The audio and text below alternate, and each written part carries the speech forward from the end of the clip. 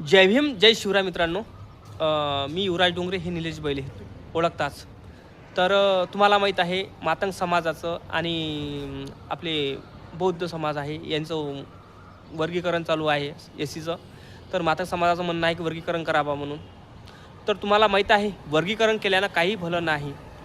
माझं एकच म्हणणं आहे, मातंग समाजाला आणि 59 जी जात आहे आपली 59 एस सी प्रवर्गामध्ये, त्या जातीला माझं एकच म्हणणं आहे की वर्गीकरणानं आपलं काही भलं नाही.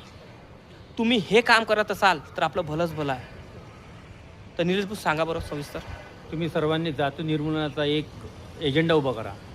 जाती माणसासाठी नाही आहे, माणसासाठी एकच जात आहे, ती म्हणजे माणूस. आणि आपल्याला देशाची जर सत्ता हाती घ्यायची असेल आणि देशामध्ये जर तुम्हाला वाटत असेल बा की बुद्धाईनं आरक्षण खाल्लं, यानं आरक्षण खाल्लं, त्यानं विषय तो नाही आहे. आपल्याला कोणं खाल्लं हे तुम्हाला समजलं पाहिजे. त्यासाठी आपल्याला गरज सर्वात पहिले सत्ता हाती घ्यायची असेल तर जातीचं राजकारण खतम करा आणि माणसाचं राजकारण चालू करा. माणसं जोडा आणि माणसं जोडून आपली सत्ता स्थापित करण्याचा प्रयत्न करा.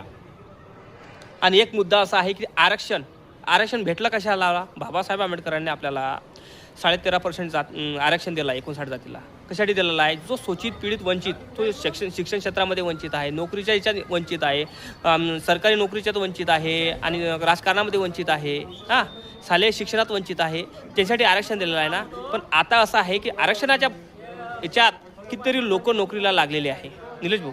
पण आरक्षणाचा मुद्दा हा जो असा आहे की जो व्यक्ती नोकरीवर लागलेला आहे त्यानं ती शीट कायमस्वरूपी आपल्या पिढ्यानपिढ्यासाठी कब्जात घेतलेली आहे.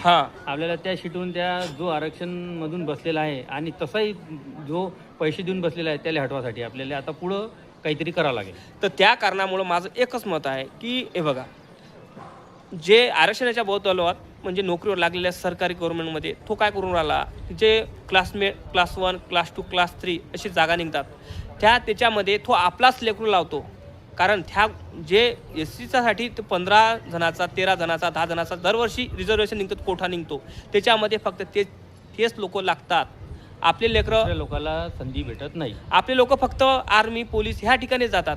आपले जे मुलं आहे हे क्लास 1 क्लास 2 क्लास 3च्या नोकरीमध्ये दिसतात का? नाही.